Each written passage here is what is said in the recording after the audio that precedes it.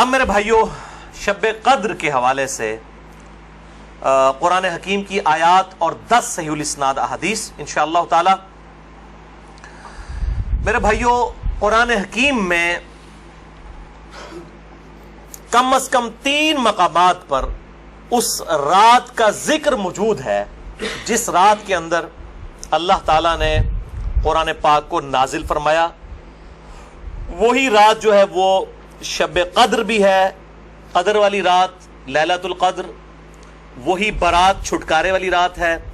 قدر تقدیر کے معنوں میں بھی لے سکتے ہیں، فیصلے کی رات. اور وہی رات لیلہ مبارکہ بھی ہے. اس حوالے سے یہ 3 آیات 3 مقامات سے سن لیجئے، اس کے بعد انشاءاللہ 10 صحیح الاسناد احادیث. پہلا ریفرنس سورہ الدخان، سورت نمبر 44، جس کی نسبت سے یہ مسئلہ نمبر 44 ہے. یہ میں نے اس وقت اسی کی نسبت سے رکھا تھا، شب برات والا.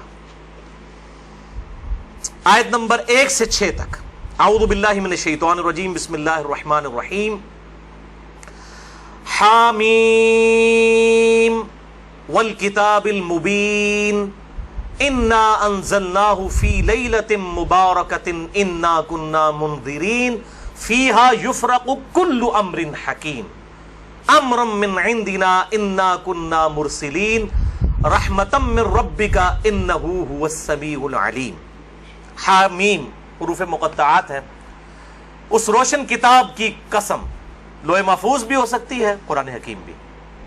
بے شک ہم نے اس قرآن کو ایک مبارک رات میں نازل کیا اور ہم ہی ڈر سنانے والے ہیں آخرت کا اس کتاب کے ذریعے. اس رات میں بانٹ دیا جاتا ہے ہر اہم کام. وہ جو کہتے ہیں جی وہ شب برات میں، وہ شب قدر کے بارے میں. تمام کام ہماری طرف سے ہوتے ہیں اور ہم ہی فرشتوں کو بھیجنے والے ہوتے ہیں، یعنی اس میں فرشتے بھی نازل ہوتے ہیں. رحمت ہے تمہارے رب کی طرف سے، بے شک وہ سننے والا اور علم والا ہے. اچھا، اب ظلم یہ کیا گیا، انہوں نے کہا یہ جو ہے وہ شب برات کے بارے میں آیات ہے. اندازہ کریں، اب وہ شب برات کے بارے میں تو قرآن تو شب برات میں نازل نہیں ہوا. انہوں نے کہا نہیں جی قرآن 2 بار نازل ہوا ہے. ایلو سامو، یعنی ایک جھوٹ کو چھپانے کے لیے دوسرا جھوٹ. کہتے ہیں جی ایک دفعہ قرآن جو ہے وہ لوح محفوظ سے پہلے آسمان میں نازل ہوا ہے، تو وہ جو نازل ہوا تھا نا وہ ہوا تھا شب برات میں، اور جو پہلے آسمان سے دنیا میں نازل ہوا ہے وہ شب قدر میں ہوا ہے. اب یہ کہاں لکھا ہوا ہے، کس جگہ پہ لکھا ہوا ہے؟ ایون جو آپ روایتیں بھی ضعیف پیش کرتے ہیں شب برات کے حوالے سے، ان میں بھی یہ موجود نہیں ہے کہ اس کے اندر قرآن نازل ہوا ہے. لیکن ایک جنہوں کہتے ہیں چھڑ دیتی ہے سنبھالو، تو بات مشہور کر دیتے ہیں، حالانکہ اس کی کوئی اصل نہیں ہوتی ہے. قرآن خود اس کی حفاظت کر رہا ہے. قرآن کہہ رہا ہے کہ ہم نے اس قرآن کو ایک بابرکت رات میں نازل کیا. اب قرآن سے پوچھیں کہ وہ رات کہاں ہے، وہ ہے اگلا ریفرنس سورۃ البقرہ آیت نمبر 185. شہر رمضان الذی انزل فیہ القرآن ھدی للناس وبینات من الھدی والفرقان. رمضان کا مہینہ وہ ہے جس میں ہم نے القرآن نازل کیا، جس میں ہدایت ہے اور اس میں ہدایت کے روشن دلائل ہیں اور یہ الفرقان حق اور باطل میں تمیز کرنے والی کتاب ہے. فائنل ٹیسٹمنٹ ہے، اس اولڈ ٹیسٹمنٹ اور نیو ٹیسٹمنٹ کے بعد یہ فائنل ٹیسٹمنٹ. تو اب اگر وہ رات رمضان کے مہینے میں ہے تو وہ پھر شب برات وہ والی نہیں ہوگی. شب برات جو ہے وہ شب برات، شب قدر ہی شب برات ہے، یہی شب مبارکہ ہے. تیسرا ریفرنس قرآن حکیم کی مکمل سورت ہے، سورت القدر، سورت نمبر 97 پارہ نمبر 30 میں. انا انزلناہ فی لیلۃ القدر، بے شک ہم نے اس قرآن کو تقدیر کے فیصلوں والی رات میں نازل کیا. وما ادراک ما لیلۃ القدر، اور تمہیں کیا ادراک ہے، تمہیں کیا پتا کہ یہ لیلۃ القدر کیسی رات ہے. لیلۃ القدر خیر من الف شہر، یہ وہ رات ہے جو کہ 1000 مہینوں سے افضل ہے. یعنی قمری اعتبار سے آپ سمجھ لیں کوئی 84-85 سال، اور سولر ایئرز کے اعتبار سے 82 سال کی عبادت سے بہتر ہے اس رات میں عبادت کرنا. تنزل الملائکۃ والروح فیہا باذن ربہم من کل امر، اس میں فرشتے نازل ہوتے ہیں اپنے رب کی جانب سے تمام اہم کام لے کر. وہی فیہا یفرق کل امر حکیم. دیکھیں قرآن کے پیچھے قرآن کی آیات، قرآن کی سب سے بیسٹ تفسیر وہ ہے جو قرآن سے کی جائے. سلام، یہ رات سراپا سلامتی ہے، ہی حتی مطلع الفجر، اور یہ سلامتی ہے فجر کا وقت شروع ہونے تک، طلوع فجر تک۔ ویسے تو بخاری و مسلم کی میں نے حدیث بیان کی کہ پورا سال ہی آخری تہائی رات میں اللہ تعالیٰ کی طرف سے ندا آتی ہے، لیکن اس کی خصوصیت یہ ہے کہ مغرب کا وقت شروع ہونے سے لے کر طلوع فجر تک یہ پوری کی پوری رات اللہ تعالیٰ کی طرف سے خاص رات ہے، جس میں فرشتے نازل ہوتے ہیں، اہم کام بانٹے جاتے ہیں، تقدیر کے فیصلوں کی رات ہے۔ تو یہی شب قدر ہے، یہی شب برات ہے، یہی لیلہ مبارکہ ہے، یہ سارے کے سارے نام اسی پہ فٹ بیٹھتے ہیں۔ اب آخر میں 10 صحیح الاسناد احادیث اور 10 کی 10 جو ہیں وہ میں مشکات سے ان کے نمبرز بھی بتا دوں گا، اور بخاری اور مسلم پرائمری بکس کے نمبر نہیں بتاؤں گا، مشکات کے نمبر بتاؤں گا جو انسائکلوپیڈیا آف حدیث ہے۔ پہلی حدیث صحیح بخاری صحیح مسلم دونوں میں ہے، مشکات میں ہے 1958۔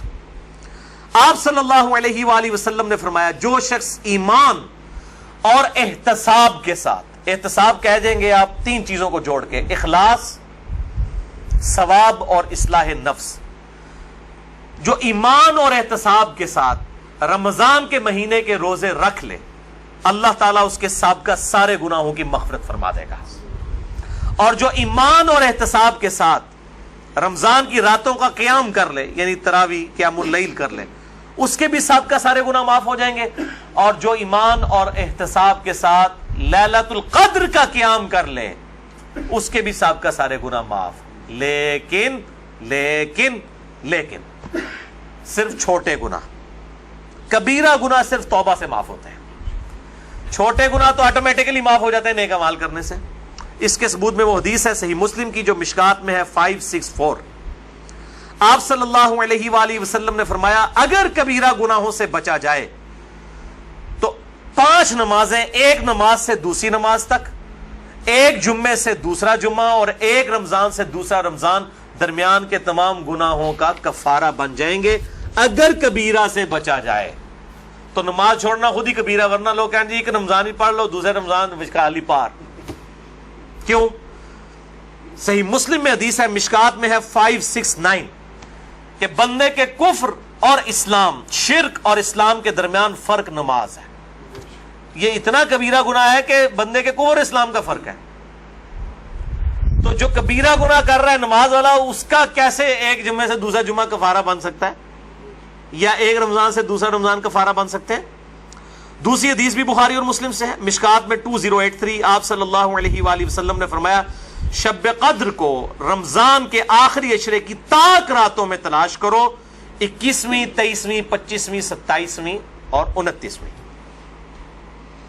تیسری حدیث بھی بخاری اور مسلم سے ہے اور مشکات میں اس کا نمبر ہے 2086۔ آپ صلی اللہ علیہ وسلم نے رمضان کا پہلا عشرہ اعتکاف کیا، پھر دوسرا عشرہ بھی اعتکاف کیا، پھر سر مبارک خیمے سے باہر نکالا اور کہا کہ میں نے پہلا عشرہ اعتکاف کیا تھا شب قدر کی تلاش میں، لیکن مجھے نہیں ملی، دوسرے میں بھی نہیں ملی۔ پھر ایک فرشتے نے آ کے مجھے خبر دی کہ اس کو آپ آخری عشرے میں تلاش کریں، اگر تم میں سے کوئی اعتکاف میرے ساتھ کرنا چاہتا ہے تو کر لے۔ اور پھر آپ صلی اللہ علیہ وآلہ وسلم نے فرمایا مجھے خواب میں وہ رات دکھا دی گئی، اور اس میں مجھے رات میں وہ خواب میں دکھائی گئی لیکن پھر مجھے بھلا دی گئی۔ سنقرئک فلا تنسى الا ما شاء اللہ، اے نبی ہم تمہیں پڑھائیں گے، تم کبھی نہیں بھولو گے مگر جب اللہ چاہے گا۔ بھلا دی گئی، اور اس کیوں بھلائی گئی وہ آگے بخاری کی حدیث بھی آ جائے گی۔ پھر بھلا دی گئی۔ بہرحال مجھے ایک بات یاد ہے کہ اس رات صبح کے وقت جب میں فجر کی نماز پڑھ رہا ہوں گا تو میرے ماتھے پر کیچڑ کا نشان ہوگا، یہ آپ کو خواب میں دکھایا گیا۔ اور اسی حدیث میں الفاظ ہیں کہ 21ویں رات جب آئی، یعنی 20ویں اور 21ویں روزے کی درمیانی رات، اس میں جب آپ نے 21ویں روزے کی جب فجر پڑھی تو اس رات کافی بارش ہوئی، مسجد نبوی کی چھت ٹپکنے لگی، اور ظاہر ہے کہ قالین وغیرہ تو نہیں ہوتے تھے، مٹی پہ ہی نماز پڑھی جاتی تھی، یہی افضل ہے۔ لہٰذا اہل تشیع کا پارشلی مقدمہ اس حوالے سے مضبوط ہے کہ مٹی پہ ہی سجدہ ہونا چاہیے۔ تو بہرحال آپ صلی اللہ علیہ وآلہ وسلم کے ماتھے پر مٹی کا نشان پڑ گیا۔ صحابہ کہتے ہیں جب نماز کے بعد آپ صلی اللہ علیہ وسلم جب رخ انور صحابہ کی طرف کرتے تھے تو انہوں نے دیکھا کہ آپ صلی اللہ علیہ وآلہ وسلم کے ماتھے پر مٹی کا نشان ہے، تو صحابہ کو پتہ چلا اچھا آج شب قدر تھی۔ اچھا اب آپ دیکھیں کہ یہ نہیں ہے کہ کوئی شے نظر آ جاتی ہے، ورنہ صحابہ کو بھی نظر آئی، آپ صلی اللہ علیہ وسلم کو بھی کوئی چیز نظر نہیں آئی. اور یہاں اتنا مشہور کیا کہتے ہیں جی سمندر کا پانی میٹھا ہو جاتا ہے، اور ایک کوڑ مارنے چھڑ دو ہوں ماڈرن دور جے کسی گورے نے سن لی نا گل، اور جناب بہ جائے گا رمضان دا پورا مہینے روزانہ دا ایک ٹیسٹ لے گا اور کہے گا 10واں کس داڑے جناب شاید انہوں میٹھا ہوتا ہے سمندر دا پانی. جس سارے درخت سجدے میں گر پڑتے ہیں، بھائی ہم سی سی ٹی وی کیمرے لگا لیتے ہیں، پتہ لگ جائے گا کس وقت گرتے ہیں. یہ سب جھوٹ ہے، کسی روایت کے اندر موجود نہیں ہے. بس صرف آپ نے قیام کرنا ہے رات کا، کوئی ایک رات اس میں ہوگی. اسی لیے دیکھیں یہ فکس بھی نہیں کر کے بتائی گئی کہ فلاں ہے، کہا کہ 5 ہیں، 21ویں 23ویں 27ویں 25ویں 27ویں اور 29ویں. چوتھی حدیث صحیح مسلم سے عبداللہ بن انیس کی، مشکات میں 2087. اس میں بھی یہ پورا واقعہ ہے، لیکن اس میں الفاظ یہ ہیں، اب دوسرے صحابی کہتے ہیں کہ وہ 23ویں شب تھی. ابو سعید خدری کہہ رہے ہیں وہ 21ویں تھی کیچڑ والی، اور عبداللہ ابن انیس کہہ رہے ہیں وہ 23ویں تھی. لیکن یہی دو اختلاف آ گئے. تو وہ 21ویں بھی ہو سکتی ہے، 23ویں بھی، 25ویں بھی، 27ویں بھی. اور اس کی حکمت کیا ہے بدلنے کی میں بعد میں بتاتا ہوں. تو یہ شب قدر کے حوالے سے ایک دعا بھی بڑی مشہور ہے، اللہم انک عفو تحب العفو فاعف عنی. یہ روایت مشکات میں بھی موجود ہے 2091 اور جامع ترمذی اور سنن ابن ماجہ میں موجود ہے، لیکن یہ روایت منقطع ہے. وہ تابعی جو ہے عبداللہ بن بریدہ، اس کا سماع اما عائشہ سے ثابت نہیں ہے. شیخ البانی سے حسن درجے تک پہنچاتے ہیں. بہرحال دعا کے بارے میں میرا موقف یہ ہے، چاہے کوئی ضعیف روایت بھی ہو، اگر کوئی دعا کے طور پہ اسے کر لے تو میں اس کے اوپر کوئی فتوی والا معاملہ نہیں کرتا. امام دارقطنی نے بھی یہ بات لکھی ہے کہ یہ منقطع روایت ہے. اللہم انک عفو تحب العفو فاعف عنی. 5ویں حدیث صحیح مسلم سے ہے، مشکات میں ہے 2088. سیدنا ابی ابن کعب کو کسی نے بتایا کہ عبداللہ ابن مسعود کہتے ہیں رضی اللہ تعالیٰ عنہ کہ جو شخص روزانہ آخری پہر جاگے گا تہجد کے وقت تو وہ شب قدر پا لے گا. اب یہ دیکھیں کہ روزانہ جو جاگے گا ظاہر وہ پا ہی لے گا. عبداللہ ابن مسعود کی جب یہ بات پہنچی ابی ابن کعب تک تو انہوں نے کہا اللہ تعالیٰ ہمارے بھائی پہ جو ہے وہ رحم فرمائے. انہوں نے شاید یہ بات اس لیے کہی کہ لوگ صرف اکتفا ہی نہ کر لیں رمضان کے قیام پہ ہی، اس لیے انہوں نے یہ بات کی ہوگی، ورنہ ہمارے بھائی عبداللہ ابن مسعود کو یہ بات خوب پتہ ہے کہ شب قدر جو ہے یہ رمضان کے آخری عشرے میں آتی ہے. اور پھر انہوں نے کہا کہ میں اللہ کی قسم اٹھاتا ہوں کہ شب قدر جو ہے وہ 27ویں رات ہے. اور تابعی کہتے ہیں کہ انشاءاللہ کے بغیر قسم کھائی، کیونکہ اگر آپ انشاءاللہ کے ساتھ قسم کھائیں نا تو وہ قسم ڈاؤٹ فل ہوتی ہے کہ اگر اللہ نے چاہا تو. انشاءاللہ کے بغیر قسم کھائی جاتی ہے تو کنفرم ہوتا ہے کہ وہ بات ڈیفینیٹ کر رہا ہے، کرنے والا واقعی قسم کھا رہا ہے. تو پھر پوچھا گیا آپ کو کیسے پتا ہے کہ 27ویں ہے؟ انہوں نے کہا اس لیے کہ آپ صلی اللہ علیہ وآلہ وسلم نے ہمیں نشانی بتائی ہے کہ اس رات جب سورج صبح کے وقت طلوع ہوتا ہے تو بغیر شعاؤں کے ہوتا ہے، یعنی بالکل ٹکیاں نکلتی ہے. اور ویسے تو عموماً ویسے بھی ٹکیاں نکلتی ہے، لیکن وہ شاید زیادہ دیر تک کے لیے ٹکیاں رہتی ہے. اب حالانکہ باقی روایتوں کے اندر 21ویں 23ویں بھی آیا ہے، اور یہ قسم اٹھا کے 27ویں، تو اس سے مراد پھر تطبیق یہ ہوگی کہ جو انہوں نے پائی ہے وہ اس سال 27ویں کو آئی ہوگی، ورنہ تو یہ بدلتی رہتی ہے. 6ٹھی حدیث صحیح بخاری سے ہے، مشکات میں 2095 کہ آپ صلی اللہ علیہ وآلہ وسلم شب قدر کا دن بتانے کے لیے کہ آپ کون سی رات کو یہ آئے گی باہر تشریف لائے تو 2 مسلمان آپس میں جھگڑ رہے تھے. یہ جھگڑنے کی نحوست دیکھیں. آپ صلی اللہ علیہ وسلم بھول گئے اور آپ نے فرمایا کہ مجھے اللہ نے بتائی تھی وہ رات لیکن پھر مجھے بھلا دی گئی، سنقرئک فلا تنسى الا ما شاء اللہ. اور پھر آپ نے فرمایا کہ اس وجہ سے بھلائی گئی کہ یہ 2 مسلمان آپس میں جھگڑ رہے تھے، اور پھر کہا ہو سکتا ہے کہ اللہ کی اسی میں بہتری ہو، یہ بھی ساتھ کہہ دیا، ورنہ انہوں 2 مسلمانوں نے لوگ قیامت تک کوستے رہتے. بھائی اللہ نے بتانا ہوتا تو بعد میں بتا سکتے، اللہ کے لیے تو کوئی مسئلہ نہیں تھا، اسی میں بہتری ہو، اور یہ واقعی بہتری ہے. اور پھر فرمایا اب تم اسے 21ویں 23ویں اور 25ویں میں تلاش کرو. اب یہاں 27ویں 29ویں کا ذکر کوئی نہیں ہے، وہ الگ سے حدیث میں.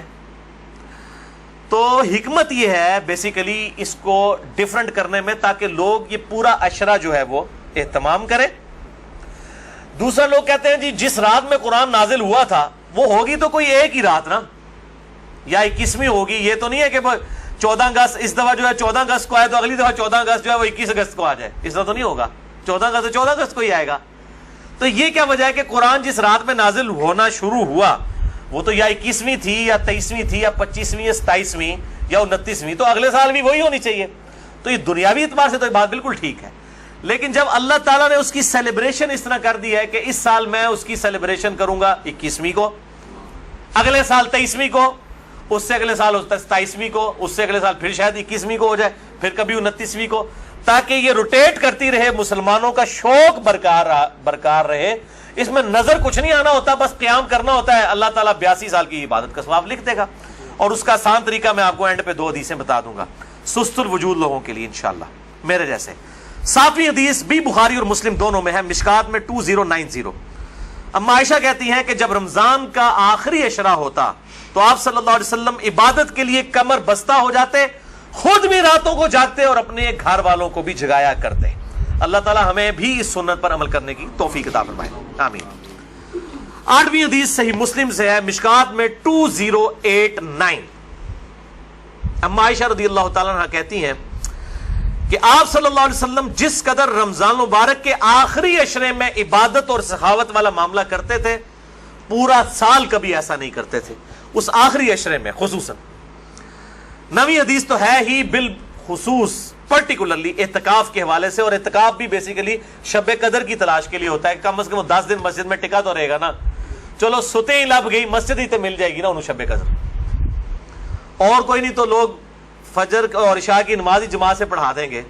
خراٹے لے رہے ہوں تو اعتکاف والوں کی تو ویسے ہی شامت آئی ہوتی ہے بیچاروں کی, اعتکاف والوں کو تو رات کو بھی نہیں سونے دیتے, اور درس بھی مجبوراً بیچارے اعتکاف والوں کو ہی سننا پڑتا ہے.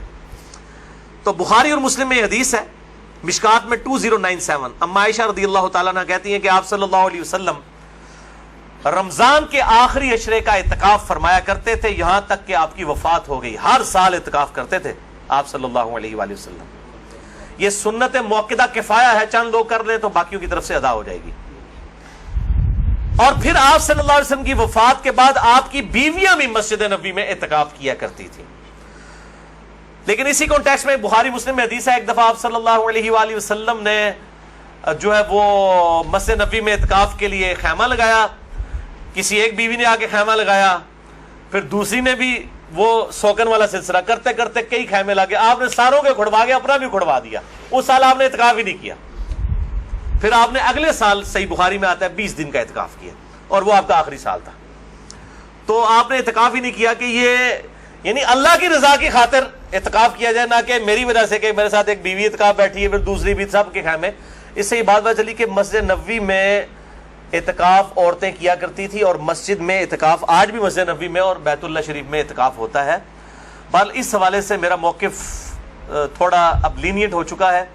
اب جو پرفتن دور ہے جس کے اندر یہ موبائل کیمرے اور ویڈیوز اور سیکیورٹی تقریباً ختم ہو چکی ہے مسجدوں کی, اس صورتحال میں اگر عورتیں گھروں میں اعتکاف کر لیں تو اجتہاداً اس میں بھی کوئی حرج نہیں ہے, کیونکہ مسجدیں جو ہے آج کل عورتوں کے اعتکاف کے اعتبار سے خطرے سے خالی نہیں ہے. جیسا کہ یہ موبائل فون ہے, اور لوگوں کی اگلے دن بھی اخبار میں خبر آئی تھی, وہ تصویر کسی کی چڑھا دی, اس طریقے سے اس عورت نے خودکشی کر لی.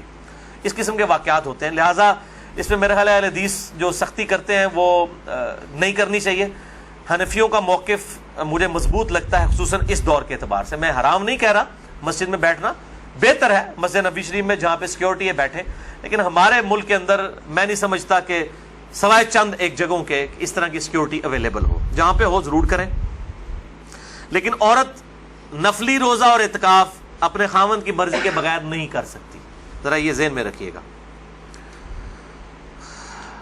10ویں حدیث جامعہ ترمذی میں ہے, سنن نبی داؤد میں ہے, سنن ابن ماجہ میں, مشکات میں 2102.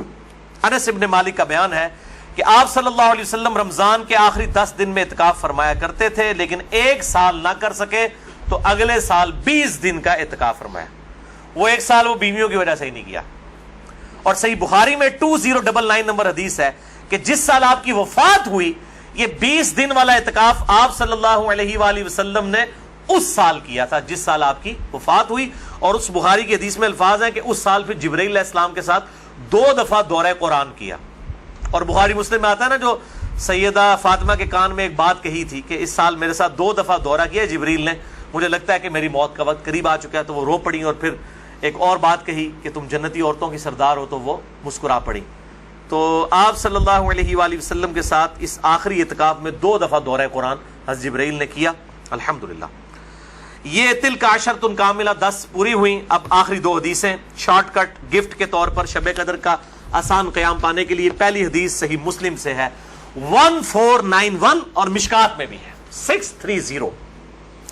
سیدنا عثمان ابن عفان رضی اللہ تعالیٰ عنہ علیہ السلام کہتے ہیں کہ نبی صلی اللہ علیہ وآلہ وسلم نے فرمایا، جس شخص نے عشاء کی نماز جماعت سے پڑھ لی گویا اس نے آدھی رات کا قیام کیا، اور پھر جس نے فجر کی نماز بھی جماعت سے پڑھ لی گویا اس نے پوری رات کا قیام کیا۔ اللہ اکبر کبیرہ والحمدللہ کثیرہ وسبحان اللہ بکرۃ واصیلہ۔ اور یار ایسے کر سکتے ہیں نا کہ رمضان کے آخری عشرے میں پورے عشرہ کر لو تو جفت آگدہ بھی رولا بن جاتا ہے اتنے چاند دی وجہ نہ۔ پورا رمضان ہی اہتمام کریں، پورا سال ہی اہتمام کریں، فجر اور عشاء جماعت کے ساتھ، اور کوئی رکعت فوت نہ ہو۔ اگر ایک رکعت بھی فوت ہوگی تو وہ پاکستانی انڈیا بنگلہ دیش والی جماعت ہے، اللہ کے حضور وہ جماعت نہیں لکھی جاتی۔ جماعت اسی صورت میں ہے کہ آپ کی 4 کی 4 رکعتیں امام کے ساتھ ہو، سلام امام کے ساتھ آپ پھیریں گے، تو یعنی امام کے رکوع میں جانے سے پہلے آپ قیام کی حالت میں اس کے ساتھ مل جائیں سورہ فاتحہ پڑھ کے، تو آپ کو وہ 4 رکعتیں ملیں گی، اور فجر کی 2 رکعتیں اس صورت میں۔ تو عشاء کی نماز آدھا قیام اور فجر کی بھی، اور رمضان میں تو ویسے ہی اٹھنا ہوتا ہے، بڑا آسان ہے الحمدللہ۔ دوسری حدیث جامعہ ترمذی میں ہے 806، سنن ابن ماجہ میں 1327، ترمذی میں 806۔